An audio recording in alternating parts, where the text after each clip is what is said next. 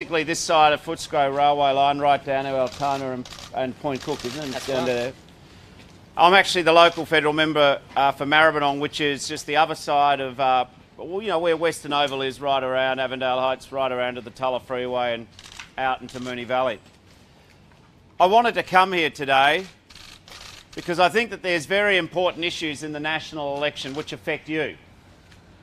But I also wanted to come here because I think what you're doing is pretty important to the future of Melbourne, Victoria, and it has a flow-on effect to the nation. Back in the day, I did some of the industrial agreements at Eastlink and also even for CityLink. So this is not the first time I visited a tunnel construction site, and I do have some idea what you do. But this project's very important. I've lived in Melbourne my whole life, and we've seen that Melbourne's getting more and more crowded, more and more congested. And just as CityLink and the Balti decongested it for a while, just as Eastlink's moved things along a bit, this project with the Westgate Tunnel is something that the western suburbs of Melbourne, my home community, has needed for many years.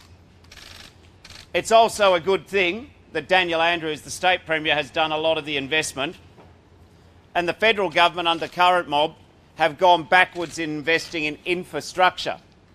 Last year, Victoria was getting about 10 cents in every dollar spent nationally on infrastructure. And as you know, that means that communities get congested, it takes longer to get to work, it's not as safe, and it affects the amenity. Your tunnels that you're building here will improve the amenity of the local community. I had my little girl goes to school with another little girl whose mum was killed riding a bicycle on Somerville Road by a truck. So I am very, very grateful as a parent and as someone who lives in this area that what you will do is you are going to create safer roads for families and people to drive on. So the first thing I wanted to do today is just say I wanted to meet you and say appreciate the job you're doing. You will be able to look back at the end of this job and say you were part of building something which really helped decongest Melbourne, unblock it, get it moving again. It's a big accomplishment. I hope that the constructors put a plaque up on a wall somewhere and put all your names on it. You should be proud of this. You should be able to tell your kids in the future you were one of the construction workers who did this job. I mean, really, it's the workforce who build this city, who build our roads and build our community. This comes to the second issue I wanted to say to you today. There will be a national election on May the 18th.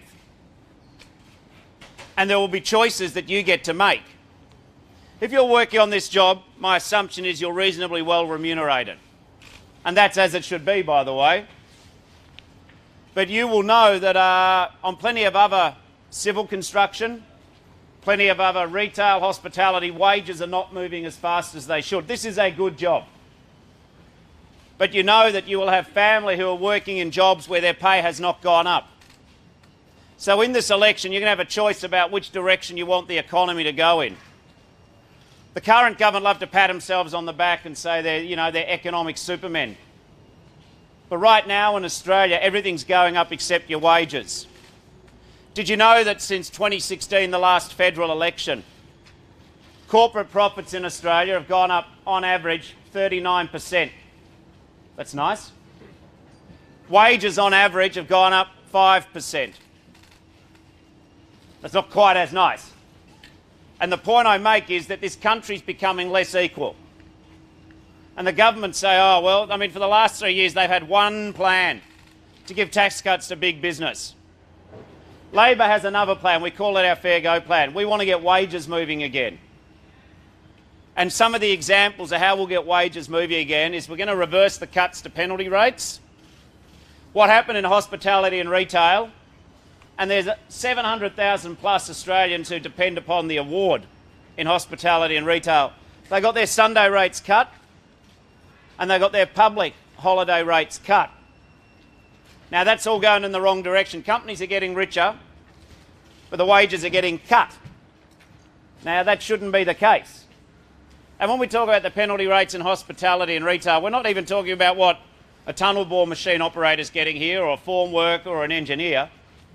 We're talking about people on $30,000 and $40,000 a year. when you cut the penalty rates of people on $30,000 and $40,000 and $50,000 a year, you're actually harming business. Because if people don't have money to spend, then that affects, it's a cold that the whole economy catches. It is a cold that the whole economy catches. So we're going to change that. Another big challenge, and some of you who work in construction would see this, is the expansion of the use of labour hire. Now, some of you here carpenters, you might have electricians, you'll have fitters, you'll have people who've done your qualifications, and you work, some of you will work directly for the head contractor, some of you might work for our specialist contractors. But what we see is the absolute expansion of labour hire. What that means is that you might wear the same high-vis and you might do this same work. But if you work for labour hire, because the legal identity of the employer is separate to the head contractor, you can pay that labour hire worker a lot less. Now, if you've got strong union agreements or if your employer is very big and very reputable, this is not such a problem. But there'll be plenty of jobs, if you're a scaffolder or a concreter, if you've worked on various jobs where you work alongside the labour hire person, they're just paid less than you for doing the same work. And what that means is that undermines your job security. Because if it's possible to employ someone working on the same job for, $10 and $15 less an hour, sooner or later that person starts to look a lot more attractive, with no disrespect to the in-house workforce. So we're going to reform labour hire. We've got a very simple principle. We're going to make it the law. So you don't have to bargain about it. You don't have to trade off something else. We're going to say same job, same pay. Same job, same pay. It makes sense, doesn't it? But what we want to see is workforces in the future where the employment and the people working there are treated as the premium of the business, the value add, not a race to the bottom. We're also going to propose proper bargaining laws. What I mean by that is that if you are under an enterprise agreement and it goes for 3 years, at the moment, after 3 years and 1 day, when it's expired, the company can say, oh, we're very sorry, you've got to take a pay cut or we'll put you back on the award. I know some of the awards that you're covered under. Your conditions here are so far ahead of the award, there's daylight. There's like solar system light between it. But you shouldn't be in a position where, having negotiated better conditions, that all of a sudden you turn up at a new job and you can be told, sorry, it's less than what you were getting, and that's just life. This country can't succeed in a race to the bottom on wages. There will always be someone somewhere in the world who will work for less than you. That's not the secret of Australia's economic success. The secret of our success is when we're all working together. Teamwork. You know, when you're underground, it's about teamwork. You know, when it comes to productivity, it's about teamwork.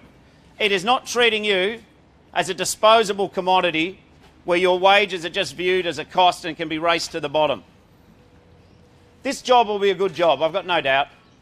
But what happens, what makes it a safe job, which is important above all else, and a well-paying job, is when you've got some stake in the outcome, when you've got a fair go.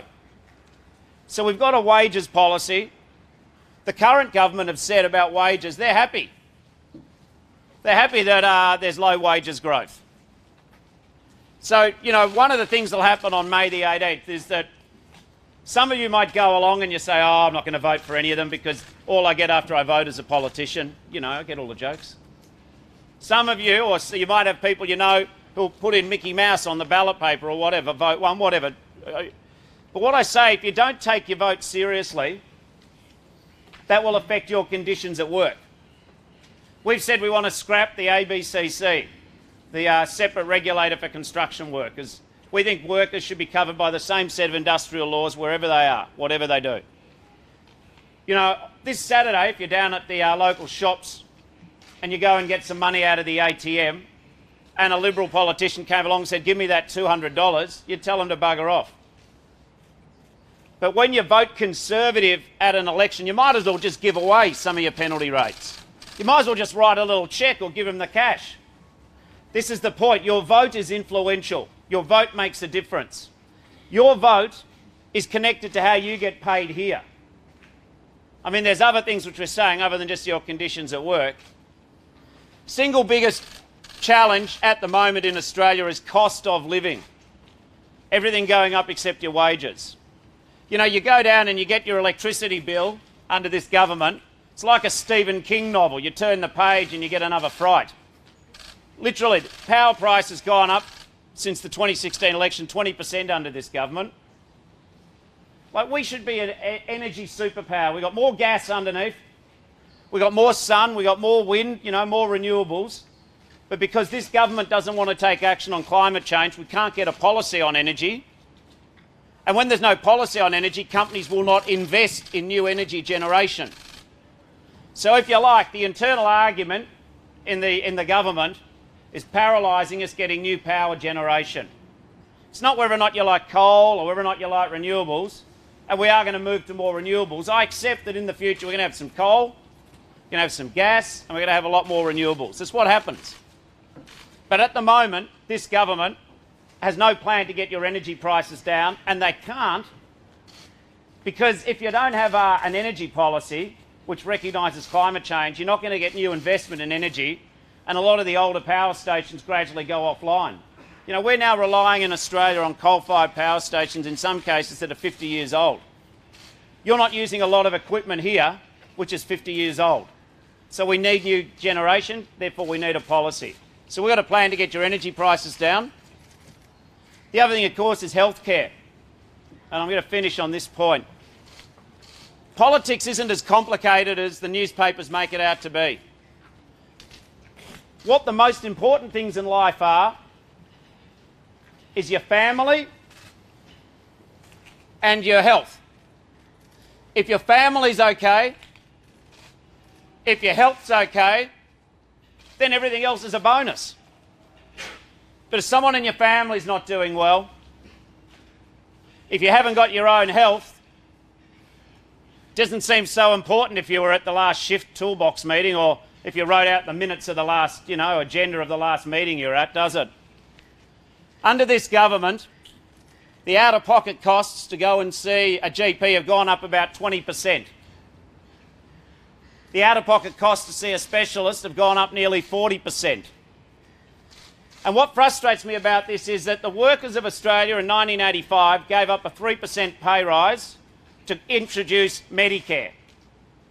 So you've already paid for Medicare, and you also pay a levy. So you're paying for a health system, but the out-of-pockets are going up. One reason why the out-of-pockets are going up is because for the last 5.5 years, the government has frozen the patient rebate. That's what you get when you go to the doctor and you get the refund, the patient rebate. The patient rebate is the same as it was in 2013. The government's now beginning to move it, but the point about it is, what else in your life is the same price as 2013? Not even your haircuts. Everything's gone up. And for some of you, that's not a big issue, but I get the point that, you know, I just watched a couple of the handsome fellas, this, you know. But the point about it is, everything's gone up. But going to the doctor, that's a bit more important than just, you know, the price of the proverbial haircut, isn't it? So what we've said is that we're going to put more money back into the healthcare system. I'm going out to a hospital today, out in Berwick. We want to reduce the elective surgery waiting list for your knees, for your, you know, for the hips, for whatever, the cataracts. But we've also said that when you're in the fight of your life on cancer, a lot of people don't realise that it isn't paid for. Some of it is, but a lot of it isn't. 1 in 2 Australians will get a diagnosis of cancer by the time of 85. That's the average life expectancy. 1 in 2 of us here. And if you're not one of those two, that means that someone in your family's had that diagnosis. Cancer is dreadful. And I'm sure for some of you, you don't need to hear that. It will have touched your lives already. But what you don't realise when you get that diagnosis is that it's not all paid for. I've been visiting the day oncology wards where really amazing people are getting their chemo. And, you know, one of their major concerns is who's going to pay the bills if their cancer treatment's not successful. When you've got the serious cancer, you can't work. And I wonder how many people realise the bills are not all paid for. So Labor's made a choice, because we're the party of working people. We will shut down tax loopholes for multinationals. We're going to stop unsustainable tax giveaways at the top end.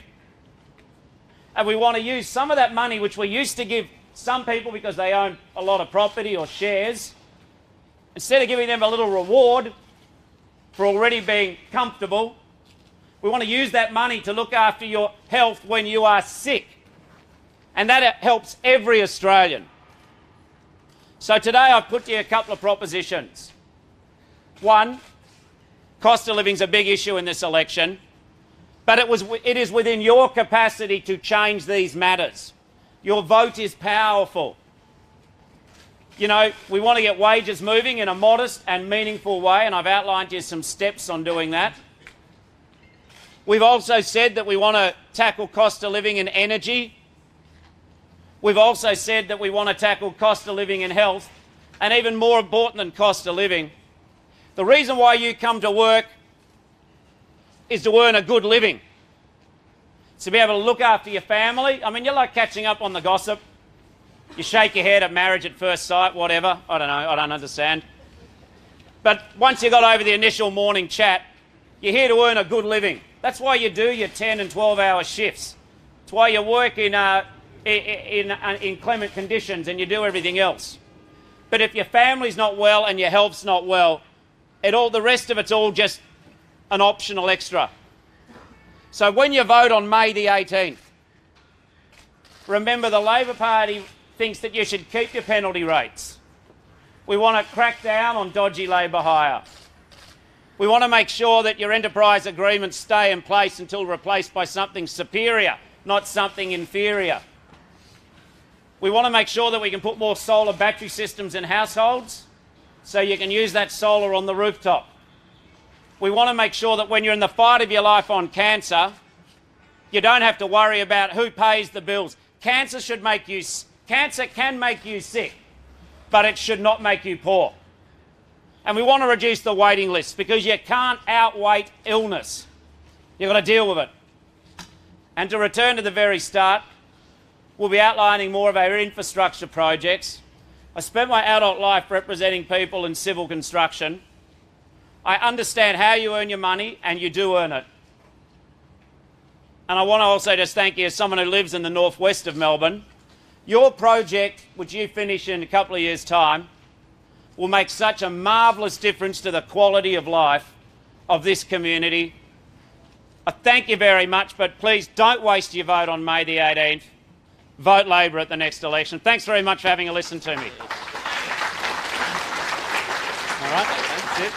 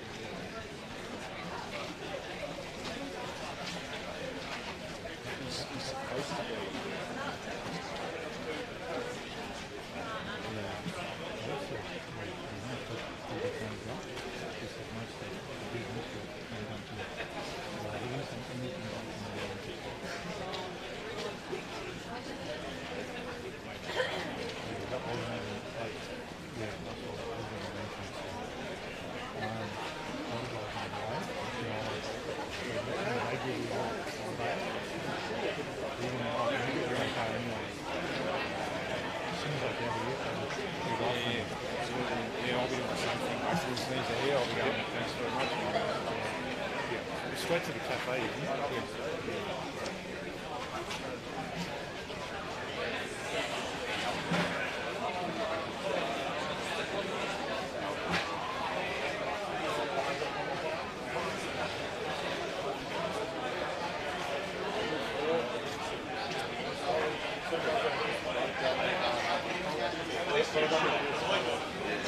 Thanks again. You're all right? Yeah, fantastic. Yeah, Above ground, underground, everything. right, I think it's good. Yeah, this is gonna be